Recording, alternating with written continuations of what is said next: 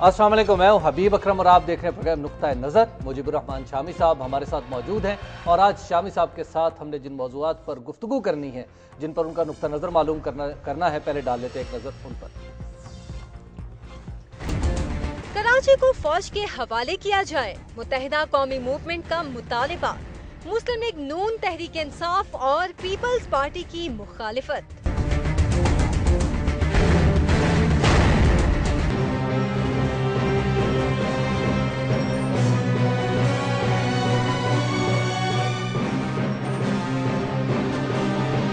सदर जरदारी का मीडिया को अलविदाई इशारिया।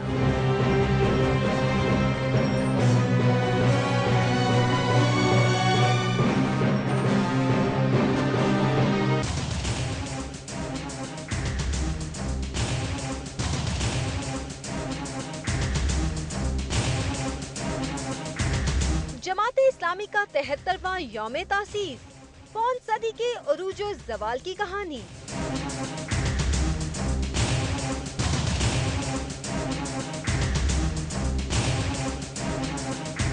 जी, आज की सबसे पहली खबर कि कराची में फ़ौज बुलाने का मुतालबा शामी साहब MQM की तरफ से, इसने तो एक दफ़ा हिला के रख दिया सब लोगों को।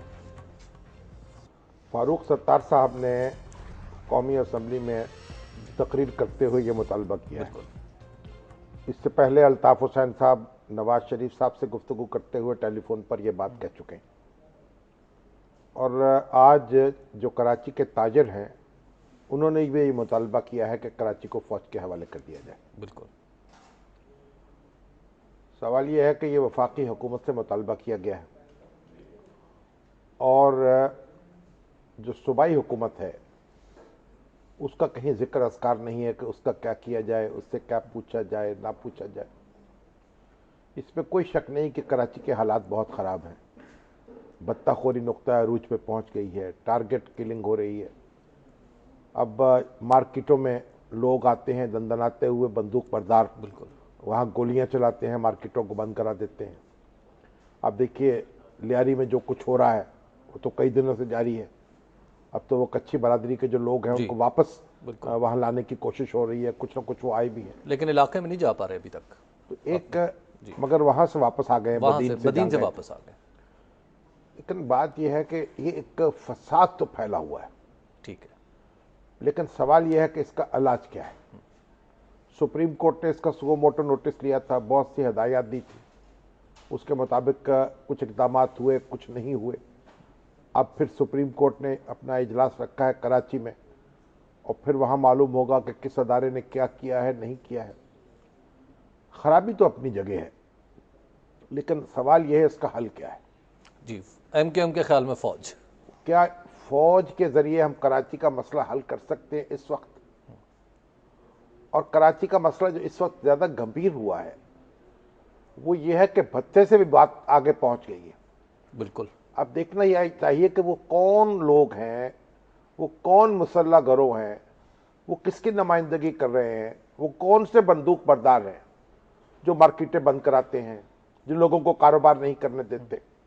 उनके पीछे भी तो कोई होगा ना। बिल्कुल, ना मुनज़्ज़म गिरोह मालूम होता है जी। तो अगर इस तरह की सूरत हाल पैदा हो जाए और फिर हम कराची को फौज के हवाले कर दें, कल फिर खैबर पीके को फौज के हवाले करेंगे, बिल्कुल, फिर कोयटा को फौज के हवाले करेंगे और फिर पंजाब में भी अमनो अमान की खराबी करने में क्या मुश्किल है।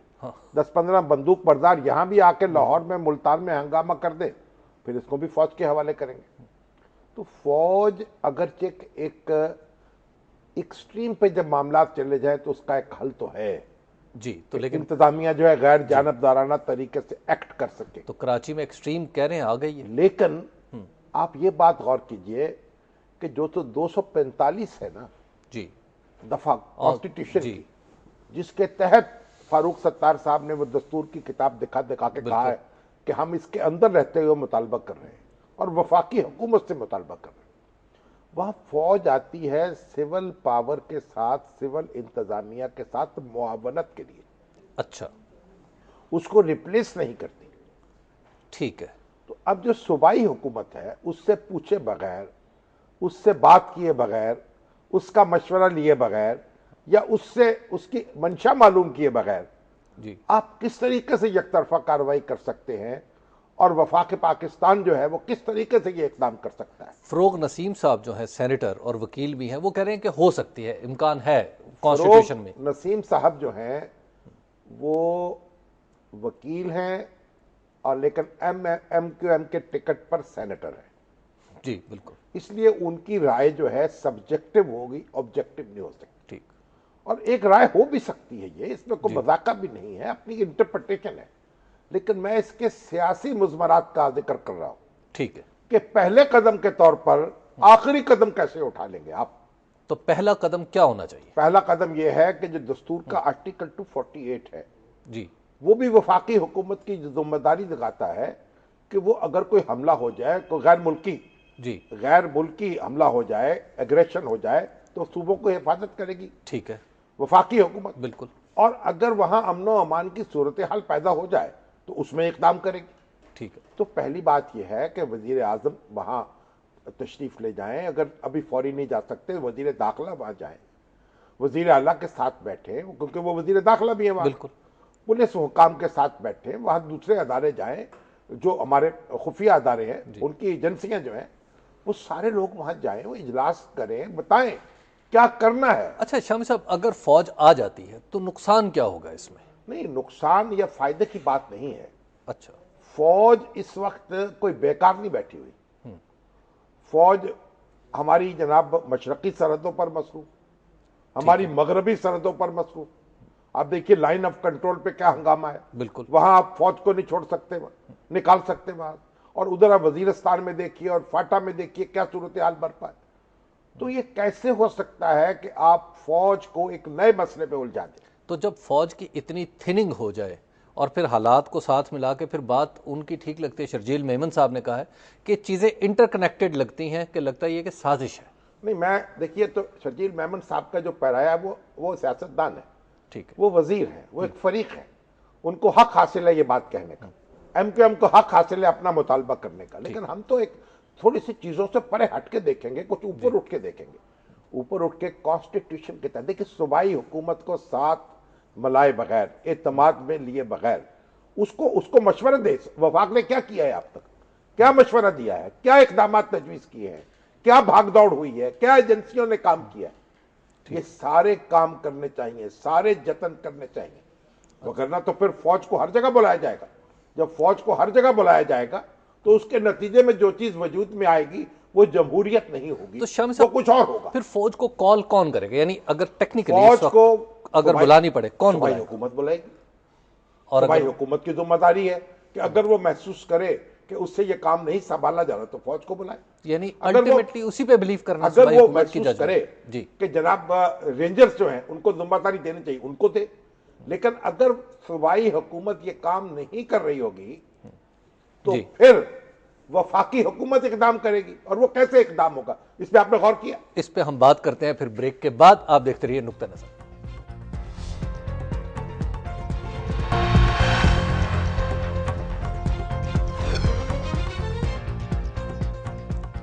نقطہ نظر میں ایک بار پھر خوش آمدید۔ بات ہو رہی تھی کہ اگر فوج کراچی میں آ جائے تو کیا ہوگا۔ شام صاحب آپ بتا رہے تھے کہ اگر آ جائے تو پھر وہ کیا کرے گی، یعنی صوبائی حکومت کی موجودگی میں یا کسی اور صورت نہیں، میں؟ صوبائی حکومت اگر اس کو نہ بلائے تو کیسے آئے گی؟ وفاق خود نہیں بھیج سکتا؟ وفاق کیسے بھیجے گا؟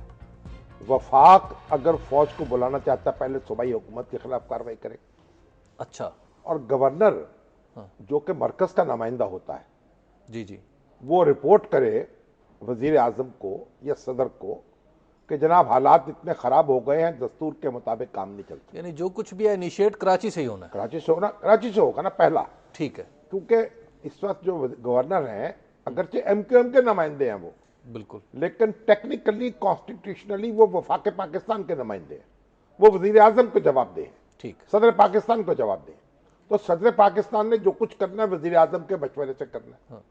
اب گورنر صاحب ایک رپورٹ بھیجتے ہیں کہ یہ معاملات کانسٹیٹیوشن کے مطابق نہیں چل رہے، ٹھیک ہے، تو حکومت جو ہے جیسے وہاں رئیسانی صاحب کے ساتھ ہوا تھا کوئٹہ میں، جی کوئٹہ میں، بالکل، اب وہ ان کو آپ حکومت جو ہے وہ گورنر راج لگا دیتی ہے یا پریزیڈنشل رول جسے بھی کہہ لیا، ٹھیک، اور حکومت کو معطل کر دیتی ہے، اسمبلی کو معطل کر دیتی ہے۔ 2 مہینے کے لیے حکومت یہ کام کر سکتی ہے. اچھا. اس کے بعد اسے جو جوائنٹ سٹنگ ہے دونوں ہاؤسز کی, قومی اسمبلی کی اور سینٹ کی, جی جی اس سے اس کو منظور کرانا پڑے گا. ٹھیک ہے. جب وہ منظوری ہو جائے گی تو پھر اسے 6 مہینے تک رکھا جا سکتا ہے اس صورتحال کو. جی بالکل. اب 6 مہینے کے بعد کیا ہوگا, ہاں پھر 2 مہینے کے بعد کیا ہوگا, اور اس کے بعد پھر یہی صورتحال پیدا ہوگی, پھر وہ سول حکومت واپس آ جائے گی. ٹھیک. تو دیکھیے یہ ہم جو راستے تجویز کرتے ہیں اور حل تلاش کرتے ہیں دستور پاکستان سے باہر, کہتے ہیں کہ اندر ہے, ہوتا باہر ہے. لیکن یہ 245 جو ہے یہ تو پھر دیکھیے نا 245 میں تو یہ صوبائی حکومت کا وجود بھی تو ہے نا, اس کو کیسے نظر انداز کر دیں گے آپ, اس کی تو امداد کے لیے آنا ہے. اچھا شام صاحب, ونس آرمی از ان تو اس کو بلائے گا کون, واپس کون بلا سکتا ہے؟ واپس بھی جو بلانے والے ہیں واپس بھی بھیج سکتے ہیں. اچھا. لیکن سوال یہ ہے کہ کیا صوبائی حکومت بلائے گی, کیا صوبائی حکومت کو ذبح کر کے وفاقی حکومت بنائے گی؟ تو ابھی ہمارا جو خون آشامی ہماری ختم نہیں ہوئی, ہم صوبائی حکومتوں کو مزید ان کا خون پینا چاہتے ہیں. صوبائی حکومت کو مجبور کرنا چاہیے, اسے اسٹرینگتھن کرنا چاہیے, اس کو ہدایات دینی چاہیے, اس کو بتانا چاہیے, اس کے ساتھ وفاقی اداروں کو مل کر پلان بنانا چاہیے امن و امان قائم کرنے کا. لیکن 2008 سے 13 تک یہ سب کچھ تو ہوتا رہا. اب یہ وفاقی حکومت تو نہیں آئی ہے نا, اس کی ذمہ داری ہے. پھر اس کے بعد ہدایات دے اس کو, اگر ہدایات کیا ہیں کہ اس طریقے سے امن قائم کیا جائے, آپ رینجرز کو یہ ہدایت دے, رینجرز کو یہ اختیارات دے دے, آپ یہ قانون لائیں, آپ یہ اقدامات کریں, آپ آئی جی کو تبدیل کریں, آپ پولیس کی ذمہ داری سنبھالیں, آپ پولیس والوں کو تبدیل کریں.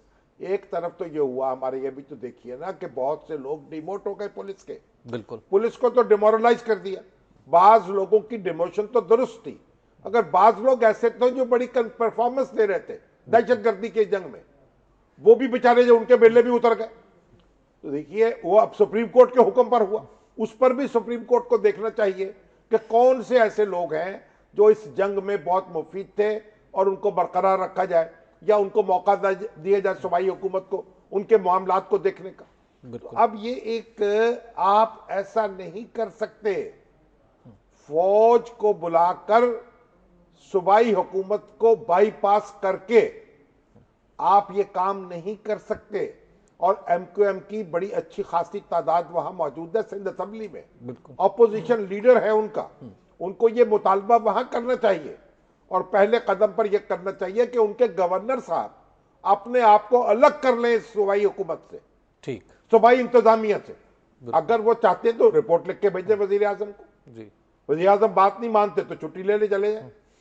اب دیکھیے جب وہ ایم کیو ایم جو ہے حصہ بھی ہے صوبائی انتظامیہ کا, مطالبہ بھی کر رہی ہے, اور اگر کل فرض کیجئے کہ کراچی میں آج یہ صورتحال پیدا ہو, کل اندرون سندھ میں یہ صورتحال پیدا ہو جائے گی, رد عمل میں بالکل پاکستان کا جو وفاق ہے اس کے مختلف اکائیوں کے درمیان ایک خیر سگالی ضروری ہے.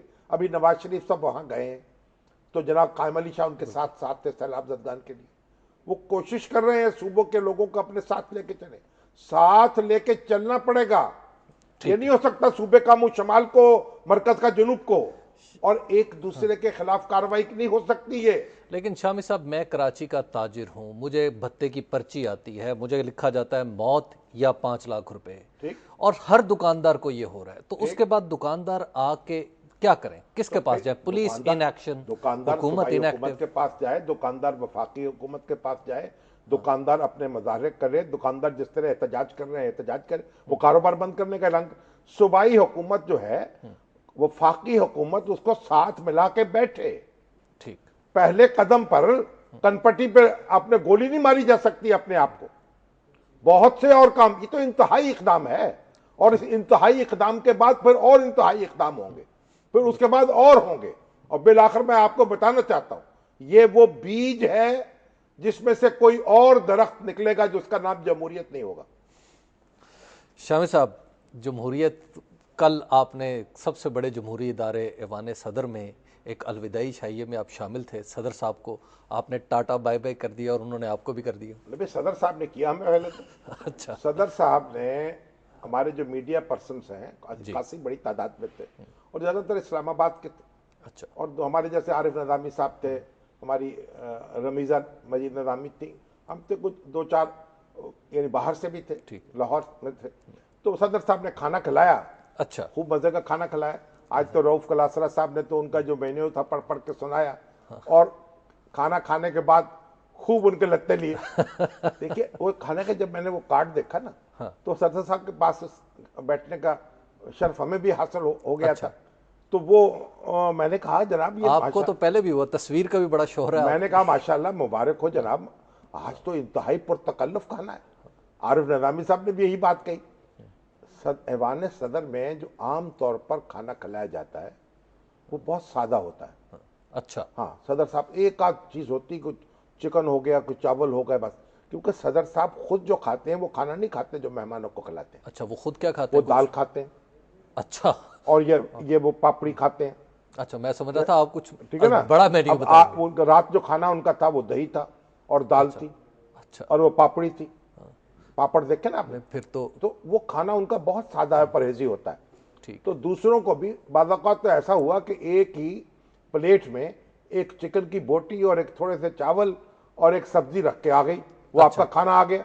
अच्छा। तो कल जो खाना था, देखिए अब सदर जा रहे हैं, रुखसत हो रहे हैं 5 साल गुजारने के बाद, उन्होंने अखबार नवीसों को बुलाया है और जरा पुरतकल्लुफ खाना खिला दिया, तो हम उनके शुक्रगुजार हैं जनाब। अच्छा। ये यादगार डिनर था। ठीक है। देखिए पाकिस्तान की जो मेहमान नवाजी है ना जी, ये तो हमारी सरिश्त में। और फिर हमारे सदर की, तो हमारे सदर, आप पाकिस्तान में तो देखिए, आप किसी गरीब से गरीब आदमी के घर जाएं, वो आपको बोतल पिलाए बगैर, कुछ ना कुछ खिलाए बगैर आने नहीं देता। ठीक बात। तो देखिए ऐवान सदर की एक अपनी डिग्निटी है। अगर थोड़ी सी उन्होंने खाने में फराख दिली का मुजाहरा कर दिया तो इसमें क्या बात है। पर हमने तो खूब एंजॉय किया, बड़ा अच्छा खाना था, हर चीज मजेदार थी, पुरलुत्फ। तो और सदर साहब तो क्या कर रहे थे? अब तो ममनून हुसैन साहब आएंगे, वो पता नहीं क्या खिलाएंगे, अब दही बड़े खिलाएंगे हमें या रबड़ी खिलाएंगे, ठीक है, या कोई और इस तरह की दिल्ली वालों की कोई चीज होगी। तो जो जरदारी साहब का तो चैप्टर जो है खत्म, अब 8 सितंबर को रुखसत हो जाएंगे वहां से। वो as happy president, successful president 8 जा रहे सितंबर हैं। को वो वहां से रुखसत हो जाएंगे। ठीक है। कहते लाहौर आएंगे एक दिन के लिए। अच्छा। 9 सितंबर को ओथ टेकिंग होगी नए सदर की जी, शायद उसमें शिरकत भी करेंगे। ठीक है। तो अब उन्होंने जो तकरीर की, मुख्तसर सी तकरीर थी, ऑफ द रिकॉर्ड कहा था उन्होंने उसको तो। अच्छा। लेकिन बाद में फिर जो लोगों ने कहा इसमें ऑफ द रिकॉर्ड तो कोई ऐसी बात नहीं है। उसमें कोई चीन का भी जिक्र हुआ, वजीर आजम का भी जिक्र। अब कई लोगों ने उसमें तोते मैंने निकाले। उन्होंने ये बात नहीं कही इस तरीके, इस अंदाज में नहीं कही कि मैंने कोई तारुफ करवाया था वजीर आजम का चाइना। क्योंकि चीन के वजीर आजम इलेक्शन के फौरन बाद आए थे, बिल्कुल। तो उनसे नवाज शरीफ साहब की जो मुलाकात का एहतमाम कराया गया, तो ये अगर सदर ना चाहते या वो हुकूमत उससे ना चाहती तो मुलाकात उस तरह नहीं हो सकती। ठीक बात है। तो उन्होंने कहा कि कंटिन्यूटी के लिए किया, और चीन के लिए मैंने भी बहुत किया। पर उनकी अपनी बातें हैं, उनसे आप इख्तलाफ कर सकते हैं। कोई उन्होंने फ्यूचर का नहीं बताया कि मैं क्या करने वाला हूं। फ्यूचर तो वो बाजार पार्टी पॉलिटिक्स करेंगे, पीपल्स पार्टी की क़यादत करेंगे। लेकिन एक बात मैं आपसे अर्ज करूं, मुतमईन विजय थे, तकरीर में भी कहा कि पहला सदर हूं जो इज्जत और सुकून के साथ जा रहा हूं। अच्छा। 5 साल पूरे करके। पाकिस्तान के जितने भी सदर गुजरे हैं, इनका कभी तफसील से बताएंगे आपको। बिल्कुल। कोई ऐसा नहीं है जो अमन और चैन से गया हो। चले, फिर हम इस मौजू को उस वक्त डिस्कस करेंगे जब नए सदर आएंगे। नए सदर आएंगे तो उस वक्त तो फिर हम कुछ उस वक्त तो आने वाले होंगे। अब ये जाने वाले हैं। फजलुल्लाह चौधरी साहब निस्बतन सुकून से गए थे। अच्छा। लेकिन वो भी अभी कॉन्स्टिट्यूशनल उनकी मुद्दत पूरी नहीं हुई थी, क्योंकि नया सदर चुनने से पहले चले गए थे। अगर से खासे दिन गुजार लिए उन्होंने। शाह साहब, एक ब्रेक का वक्त हो गया। ब्रेक के बाद हम आएंगे और आपको बताएंगे जमात इस्लामी के हवाले से कुछ आपसे करेंगे खुसूसी बातें, और कुछ बताएंगे दिलचस्प इन्फॉर्मेशन भी आपसे शेयर करेंगे। आप देखते रहिए नुक्ता नज़र।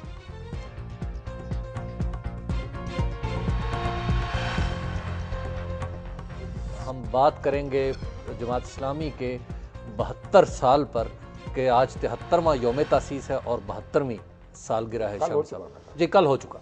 हाँ, कल हो चुका। तो आज जो है हम उस पर बात करें, हमारे लिए आज ही जमात इस्लामी जो है उसको 72 साल हो गए जी। 1941 में उसकी बुनियाद रखी गई। ठीक। और इसी शहर लाहौर में। अच्छा। हाँ जी, इस्लामिया पार्क में।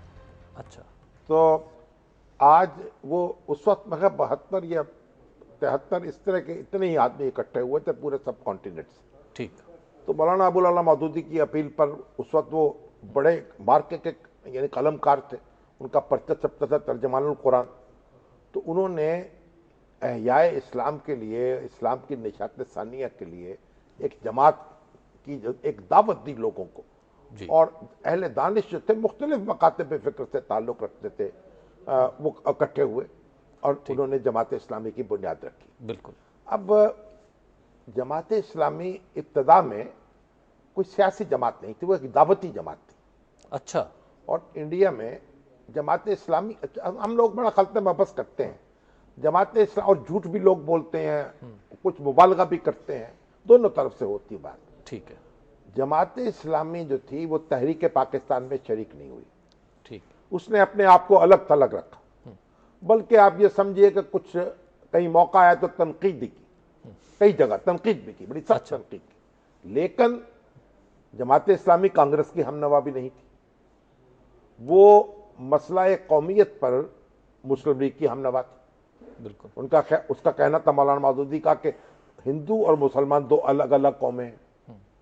ٹھیک ہے نا. اب جو ہمارے کئی دوسرے علماء تھے جو بیت الماء ہند کے اور احرار کے, جیسے مولانا حسین مدنی صاحب تھے مرحوم, یہ جیسے ہمارے مولانا عطا اللہ شاہ بخاری تھے, وہ علیحدہ قومیت کے قائل نہیں تھے. ٹھیک. وہ کانگریس کے ہم نوا تھے قومیت کے مسئلے پر. مولانا مودودی قومیت کے مسئلے پر مسلم لیگ کے ہم نوا تھے, لیکن پولیٹیکلی ڈس ایگری کر رہے تھے. ہاں. تحریک پاکستان میں شریک نہیں تھے اور مسلم لیگ میں شریک نہیں تھے. ان کی کئی تحریروں سے مسلم لیگ کو فائدہ ہوا, اور کئی تحریریں تھی سخت ناقدانہ تھی. ٹھیک. تو بہرحال وہ ایک نظری عالم جو ہے, ان کی گفتگویں اور ان کی تقریریں, ان کی تحریریں سمجھی گئی اس وقت. بالکل. بعد میں جب پاکستان بن گیا اور پھر یہاں دیکھیے ایک ایسی ریاست قائم ہو گئی جس نے اسلامی نظام جو ہے اس کو اپنا مقصد ٹھہرا لیا, قرارداد مقاصد منظور ہو گئی. پھر جماعت اسلامی نے سیاست میں حصہ لینا شروع کیا, انتخابی سیاست. جی. اب انتخابی, اس سے پہلے تو جماعت اسلامی جو تھی وہ انگریز کا, کیونکہ سمجھتی یہ باطل کا نظام ہے, انگریز کی حکومت کے اندر وہ کوئی سرکاری ملازمت کرنے کی قائل نہیں تھی. اچھا. جو لوگ اس میں شامل ہوئے ہیں انہوں نے اپنی ملازمتیں چھوڑی ہیں. واہ. اور اس کے بعد جماعت اسلامی میں شامل ہوئے. شامی صاحب جو پہلا اجلاس تھا نہیں, وہ میں کرتا ہوں آپ بات. جی. دیکھیے بات یہ, جماعت اسلامی کا اب جو نقش ہے ہمارے گزشتہ جو 60-65 سال ہیں ان پر قائم ہے. اور جماعت اسلامی ایک اس پورے بر صغیر میں, بلکہ جنوبی ایشیا میں, اب دیکھیے جماعت اسلامی اس وقت بنگلہ دیش میں مشکل میں گرفتار ہے. پاکستان سے محبت کی سزا اس کو مل رہی وہاں. ٹھیک. اور اس کے امیر غلام اعظم اور عطیہ الرحمان نظامی اور دوسرے لوگ جو سب حوالہ زندہ ہیں. جماعت اسلامی ہندوستان میں ایک بہت بڑی طاقت. اچھا. لیکن وہاں وہ انتخابی سیاست میں نہیں آتی, وہ دعوتی ایک کام ہے اس کا, لیکن ایک بڑی طاقت. اور پاکستان کے اندر بھی انتخابی سیاست میں تو کوئی اس نے ابھی کار نمایاں سر انجام نہیں دیا اس الیکشن, لیکن وہ ایک نظریاتی طاقت ہے, ایک اخلاقی طاقت ہے, اور اس کی آواز سنی جاتی ہے, اس کا وزن محسوس کیا جاتا ہے, اور اس میں ایک کمپیننگ کی ایک صلاحیت ہے اپنے ایشوز جو ہیں ان کو آگے بڑھانے کی, اور اس کا اثر و رسوخ جو ہے پڑھے لکھے لوگوں میں, اس کا اثر و رسوخ نوجوانوں میں اب بھی موجود ہے بڑی. ویسے جماعت اسلامی جو آپ بتا رہے ہیں شامی صاحب کہ ابتدا میں جماعت اسلامی کی ساخت کچھ اور تھی, بنیاد کچھ اور تھی, اس سے ہٹ کے جماعت اسلامی نے کچھ کھویا ہی ہے, پایا تو کچھ نہیں. جماعت یہ ایک بڑا لمبا موضوع ہے, ہم کس 5-7 منٹ کے کوزے میں اس کو بند نہیں کر سکتے. اور ہم نے کوئی نہ گدگدی کرنا چاہتے ہیں نہ کیا کہتے ہیں چٹکی کاٹنا چاہتے ہیں. ٹھیک ہے. بات یہ ہے کہ اب جماعت اسلامی جو ہے اس کے اپنے کامیابیاں بھی ہیں, ناکامیاں بھی ہیں, مگر نظریاتی جماعتیں ہوتی ہیں, ان کو اپنی سیاست جو ہے وہ کئی رنگ سے کرنی پڑتی ہے, مختلف رنگ میں. اور یہاں ہمارے جو اب ترکی کے اندر اور مصر کے اندر انہوں نے اور کچھ اور اپنے سیاسی فورم سے الگ بنا کے کوئی کام کیا ہے. نظریاتی تحریک جو ہے اس نے اپنے آپ کو لوگوں کے سامنے پیش نہیں کیا ووٹ لینے کے لیے. اچھا. تو جماعت اسلامی نے بھی کئی تجربات کیے ہیں. اس نے آپ نے خود بھی الیکشن لڑا ہے, کولیشنز بھی بنائی ہیں, کولیشنز اپنے تنہا بھی میدان میں رہی ہے, تو کئی تجربے ہیں اور وہ تجربوں سے سیکھ رہی ہے اور سیکھنا بھی کوئی کامیاب تجربہ MMA کا اور ناکام, IGI کا اور ناکام تجربہ PNA کا. PNA میں دیکھیے ٹھیک ہے, جو بھٹو صاحب کی حکومت جو ختم ہوئی الٹیمیٹلی جا کے, IGI کا تو IGI میں پھر یعنی نواز شریف صاحب لیڈر بن کے ابھرے, لیکن جماعت اسلامی اس وقت ان کے ساتھ تھی, اور اگر جماعت اسلامی اس وقت ان کے ساتھ نہ ہوتی تو یہ تاریخ کا نقشہ مختلف ہوتا. اچھا, اور اس کے بعد پھر MMA بنائی جب, اور جماعت اسلامی نے اور جمیعت علماء اسلام نے اور جمیعت علماء پاکستان نے مل کر ایک نقشہ بدل دیا. اور ناکامیاں, اور ناکامیاں یہ ہے کہ جو موجودہ 2008 کا الیکشن ہے, اور یہ بھی ناکامی ہے. 2008 کا الیکشن تو بائیکاٹ, 2013 کے الیکشن. دیکھیے جماعت اسلامی ایک مستقل انتخابی طاقت نہیں بن سکی, اور اس کے لیے اب اس کو غور کرنا ہے اپنے معاملات پر اثر نو. اور ابھی تو ان کے میں دیکھتا ہوں جب جاتا ہوں کہ جلسوں میں, تو مجھے اپنے ہم اثر زیادہ بڑی تعداد میں نظر آتے ہیں. نوجوان جو ہیں ان کی طرف توجہ دینے کی ضرورت ہے, لیکن بہت سا کام جماعت ایسا کر رہی ہے تعلیم کے میدان میں, نظریہ کے میدان میں, اور یعنی سوشل سروس میں جو ان کی خدمت فاؤنڈیشن ہے, ایک تعلیمی ادارے ہیں, بہت سا کام کر رہی جو اور کوئی نہیں کر رہا. تو گریجولی ہم جماعت اسلامی کو ڈکلائن اسے کہہ سکتے ہیں یا عروج؟ سیاسی انتخابی سیاست جو ہے اس میں کامیابی جو ہے مسلسل نہیں ہے. ٹھیک ہے, ہاں, اس میں زیر و بم بہت ہے, باقی تو پھیلاؤ اپنی جگہ ہے. اور دیکھیے جو پہلی آج عجب یعنی حسن اتفاق ہے کہ جماعت اسلامی کا جو پہلا اجتماع تھا جو 25 اگست کو 1941 کو لاہور شہر میں ہوا, جی, اس کے ایک شریک ہیں جناب محمد اسحاق بھٹی صاحب, بالکل, جو الاعتصام کے ایڈیٹر ہیں, بہت بڑے اسکالر ہیں, اچھا, اور بڑے محقق ہیں, بڑی کتابیں لکھی ہیں, اور حافظہ ماشاءاللہ بلا کا ہے, 90 سال سے زیادہ کی عمر ہو چکی, سنتے بھی کچھ کم ہیں, لیکن حافظہ اور وہ اس اجلاس میں شریک تھے, اور جماعت اسلامی کے ایک ہمدرد کے طور پر شریک ہوئے, اور ہمدرد رہے, رکن نہیں بنے, شامل نہیں بستے باقاعدہ. اور اسحاق بھٹی صاحب وہ ہمارے ماشاءاللہ اس شہر میں ہیں, بالکل, تو ان سے رابطہ کیا گیا بھی اس کی کچھ کارروائی سنیں. تو آپ کو سنائے پھر؟ ہاں جی سنائے. جی, پہلے اجلاس میں محمد اسحاق بھٹی صاحب خود شریک تھے, ان کے جو تاثرات ہیں. جی, بات یہ ہے کہ مولانا ابوالعلا مودودی کی ہر چیز اثر کرتی تھی, لیکن کوئی اثر قبول کرنے والا ہو. اس وقت ان کا یہ حلیہ نہیں تھا جو بعد میں ہوا. اس وقت وہ جوانی کا زمانہ تھا ان کا.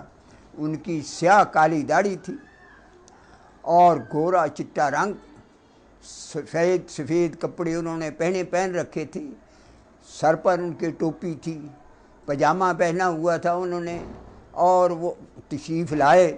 ایک طرف سے جس طرف سے وہ آئے تھے وہ پردہ ہلا, اور اندر داخل ہوتے ہوئے انہوں نے کمرے میں, چھوٹا سا کمرہ تھا, السلام علیکم کہا, اور لوگوں نے وعلیکم السلام کہہ کر ان کا جواب دیا, لیکن کوئی ان کے لیے احترام کھڑا نہیں ہوا, نہ ان سے کسی نے مصافحہ کیا. پہلے مل چکے تھے لوگ جنہوں نے ملنا تھا.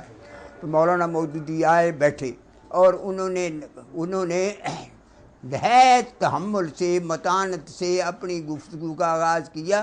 چھوٹی سی میز ان کے سامنے تھی, اور ایک ان کی تحریر جو چھپی ہوئی تھی, پرنٹڈ میٹر تھا, وہ انہوں نے پڑھنا شروع کیا کہ یہ ہوگا, ہمارا مقصد یہ ہے کہ ہندوستان کے مسلمانوں کو نیکی کی تبلیغ کی جائے, اسلام کی تبلیغ کی جائے, اور معاشرے کو صحیح سمت پر لگانے کی کوشش کی جائے. اور پھر اس پر بحث ہوئی, اور بحث کے بعد یہ گفتگو ہوئی کہ یہ جو ہوگا معاملہ, اس کا کچھ نام بھی ہونا چاہیے. اس جماعت کا جو یہ لوگ کریں گے کام, اس کا کوئی نام, کوئی ایسا ہونا چاہیے جو لوگوں کے لیے کشش کا باعث ہو. تو پھر کسی طرف سے کوئی آواز آئی, میں کہہ نہیں سکتا کس طرف سے, انہوں نے کہا کہ اس کا نام جماعت اسلامی ہونا چاہیے. چنانچہ جماعت, تاکہ اس میں کوئی مذہب یا مسلک کا نہ ہو, نہ کوئی حنفی, نہ شافعی, نہ بریلوی, نہ اہل حدیث, نہ کچھ بھی نہیں, نہ شیعہ, اسلام کا ہونا چاہیے نام. چنانچہ اس نام پر سب نے اتفاق کیا, اور یہ نام پھر مقبول ہوگا. اور مولانا نے لوگوں سے پوچھا کہ یہ نام سب کو منظور ہے. 75-76 آدمی تھے, سب نے کہا جی منظور ہے ہمیں. جی یہ تھے محمد اسحاق بھٹی صاحب جو پہلے اجلاس کی رودات بتا رہے تھے. ابھی وقت ہوا ایک بریک کا اور بریک کے بعد آئیں گے, کچھ اس پر بھی گفتگو ہوگی اور پھر آپ کے سوالات جو فیس بک, ایس ایم ایس اور ٹیلی فون لائن کے ذریعے ہمارے پروگرام میں آئیں گے, ہم انہیں بھی شامل کریں گے. آپ دیکھتے رہیے نقطہ نظر.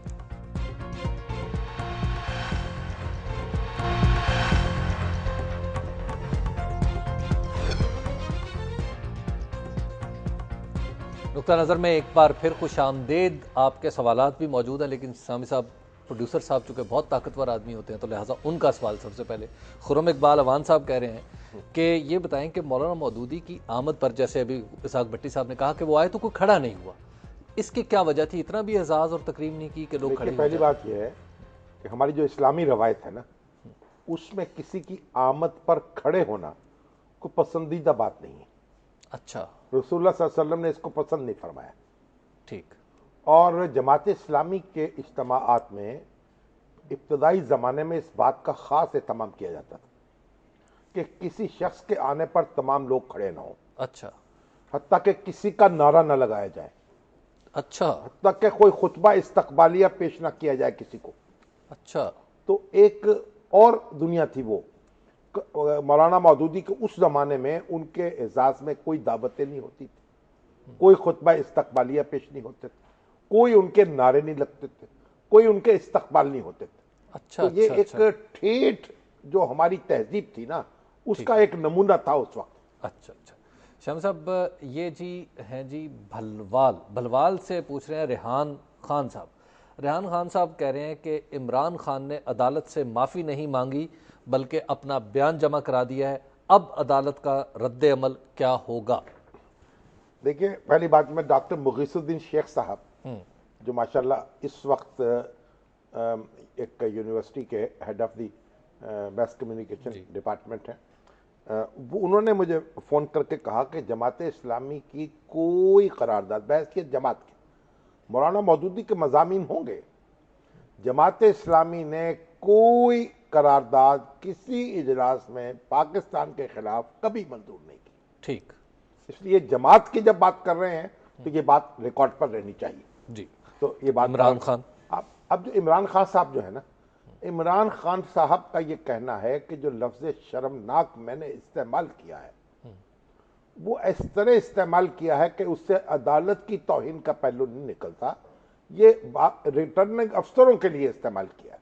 اچھا. اب دیکھیے, ریٹرننگ افسر بھی اگر وہ لفظ بعض استعمال کر لیتے کہ بعض ریٹرننگ افسر, تو ان کے حق میں بہتر ہوتا. جی. بہرحال اب اس کا بیان انہوں نے جاری کیا, اپنا جاری کیا, عدالت میں دے دیا. جی. عدالت میں جمع کرایا ہے. اس میں بھی الیکشن کمیشن پر برستے ہیں, گرجے ہیں.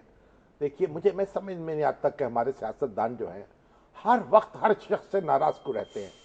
تو بہرحال اب یہ معاملہ ان کے اور عدالت کے درمیان ہے. جی. ہم اس وقت کوئی رائے زنی نہیں کرنا چاہتے. ٹھیک. عدالت چاہے تو ان کو ریپریمینڈ کر دے, یعنی تنبیہ جاری کر دے. ٹھیک ہے. اور چاہے تو ان کا عذر قبول کر لے اور کہے آئندہ نہ کرنا, اچھے بچے ایسا نہیں کرتے. ٹھیک ہے. اور چاہے تو ان کو کچھ اور کر لے. لیکن مناسب بات مجھے یہی لگتی ہے اور ایسا ہی ہوگا کہ ان کو وارننگ جاری کر دی جائے, میرا یہ خیال ہے. باقی تو پھر عدالت کا کام ہے. ویسے اگر یہ بھی ہاتھ جوڑ لیتے تو شاید بات بن جاتی. عدالت سے معافی مانگنا جو ہے نا, جی, وہ بھی کوئی ایسی بات نہیں ہوتی. یہ ضد کس بات کی؟ دیکھیے, ادارے جو ہوتے ہیں شخصیات سے بڑے ہوتے ہیں. اچھا. ابھی آپ دیکھیں, اداروں کا احترام, جمہوریت کیا چیز ہے, جی, مملکت کیا چیز ہے. ادارے مضبوط ہوں گے, مملکت مضبوط ہے, جمہوریت مضبوط ہے. اگر ہم اداروں کو کمزور کریں, اگر ہم سپریم کورٹ کو کمزور کریں, اگر ہم پارلیمنٹ کو کمزور کریں, اگر ہم افواج پاکستان کو کمزور کریں, تو ہم اپنے آپ کو کمزور کر رہے ہیں. اگر آپ اپنے ہاتھ میں چھری لگائیں گے تو کہیں صرف ہاتھ زخمی ہوگا, مجھے تو کوئی فرق نہیں پڑتا. اور سر میں اگر آپ اینٹ ماریں گے تو کوئی سر میں چوٹ لگے گی نا, مجھے کیا. ایسا نہیں ہوتا. یہ پوری باڈی ایک پورا جسم ہے, جسم واحد ہوتا ہے. اس لیے اداروں کا احترام ضروری ہے, اور اس احترام سے کسی کی کوئی بے احترامی نہیں ہوتی. جی. شام صاحب, یہ ابھی ہم جو بات کر رہے تھے فوج کی طلبی کے حوالے سے کہ فوج طلب کر لی جائے, کراچی کو فوج کے حوالے کر رہے تھے, تو مکس ٹرینڈ ہے. جو موسٹلی لوگ کراچی سے ہیں انہوں نے کہا ہے, اس کو سپورٹ کیا ہے کہ فوج آنی چاہیے, اور جو کراچی سے باہر ہیں وہ کہہ رہے ہیں کہ نہیں آنی چاہیے. لیکن بہت دلچسپ شامی صاحب ایک احمد مرزا صاحب ہیں، وہ کہہ رہے ہیں کہ جی پاکستان میں تو امیڈیٹلی فوج ہی آ جائے، یعنی ماشاءاللہ مارشل آ جائے۔ میں نے تو پہلے بھی عرض کیا نا، اس کے بعد پھر دوسرا قدم یہی ہوگا۔ دیکھیے اس میں کوئی شبہ نہیں ہے کہ ملک میں جمہوریت رہنی چاہیے، لیکن جمہوریت چلانے والوں کو سمجھنا چاہیے کہ جمہوریت کو لوگوں کو سکون دینا چاہیے، امن دینا چاہیے، چین دینا چاہیے۔ اگر لوگوں کی مشکلات کا جمہوریت احساس نہیں کرتی تو پھر وہی کہیں گے بھاڑ میں جائے سونا جس سے پوٹے کان۔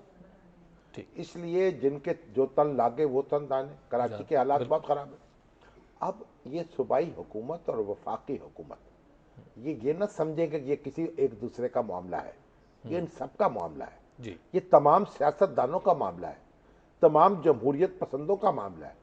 بات صرف کراچی پہ نہیں رکے گی، شروع ہو جائے گی، اور تیر جب کمان سے نکلتا ہے نا، آپ راستے میں روک نہیں سکتے۔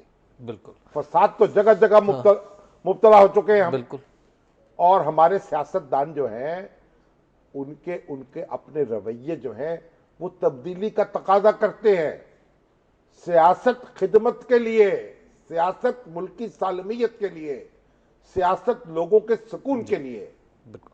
شامی صاحب یاقوت شیخ صاحبہ ہیں راول پنڈی سے ہمارے ساتھ فون لائن پہ۔ جی السلام علیکم۔ السلام علیکم حبیب صاحب، میرے دو سوال ہیں۔ 13 ستمبر 1983 بروز منگل کو مرحوم جنرل ضیاء الحق کی کابینہ نے ایک عبادت کی منظوری دی تھی، وہ تک حصول رزق حلال عبادت ہے۔ تو میں شامی صاحب سے پوچھنا چاہوں گی کہ یہ کن لوگوں کے لیے تھی، اور دوسرا کہ اسلامی نقطہ نظر سے تعلیم کا مقصد کیا ہے؟ جی نوٹ پر اب تک لکھا ہوا ہے یہ رزق حلال عبادت ہے۔ اچھا، مگر آپ دیکھیے ہمارے کرتوت کیا ہے۔ اگر صرف واعظوں سے یہ سارے کام درست ہو جاتے تو پھر اللہ تعالیٰ پیغمبروں کو تحکم دے کے نہ بھیجتا، پھر رسول اللہ صلی اللہ علیہ وسلم ریاست قائم نہ کرتے۔ جی، ریاست کی بھی کچھ ذمہ داریاں ہوتی ہیں، ٹھیک ہے، اس کو قانون نافذ کرنا ہوتا ہے، بالکل، لوگوں کو سزائیں دینی ہوتی ہیں، پھر وہ ماحول پیدا کرنا ہوتا ہے جس میں رزق حلال کمایا جائے اور کھایا جائے۔ جی، ہم بحیثیت مجموعی وہ ذمہ داری پوری نہیں کر پا رہے۔ جی شامی صاحب، یہ مختار صاحب ہے رائیونڈ سے، انہوں نے بڑا دلچسپ سوال کیا۔ انہوں نے کہا جی عمران خان صاحب نے نوجوانوں کو بدتمیز نہیں بنا دیا؟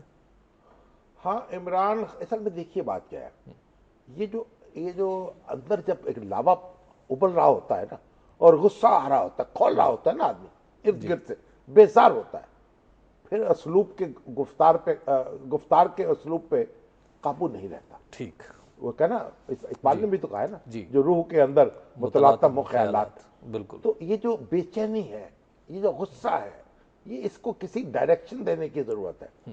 تو ہمیں جو اس وقت حالات ہمارے ارد گرد ہیں، نوجوانوں کو انہیں بدلنے کی صحیح کرنی ہے، اپنی ایفرٹس کو کسی ڈائریکشن میں لگانا ہے۔ یہ غصہ ان کو آتا ہے، لیکن غصے سے میری والدہ کہا کرتی تھی کہ جب ہانڈی ابلتی ہے نا، ہانڈیا، جی، تو اپنے ہی کنارے جلا لیتی ہے۔ ٹھیک بات ہے، واہ، ٹھیک ہے، تو غصہ تو ہے، بڑی کوئی جسٹیفیکیشن شاید اس کی ڈھونڈی جا سکے، جی، لیکن غصے سے قومیں غصے سے نہیں بنتی، ٹھیک، قومیں ایک سمت سے بنتی ہیں اور عمل سے بنتی ہیں، اور پارٹیاں بھی اسی طرح، پارٹیاں بھی اسی طرح بنتی ہیں۔ جی شام صاحب، ہمارے آج کے پروگرام کا وقت ختم ہو گیا ہے۔ ہم کل پھر اپنے ناظرین کی خدمت میں اسی وقت اس جگہ سے حاضر ہوں گے۔ ہمیں دیجیے اجازت، اللہ نے کے بعد۔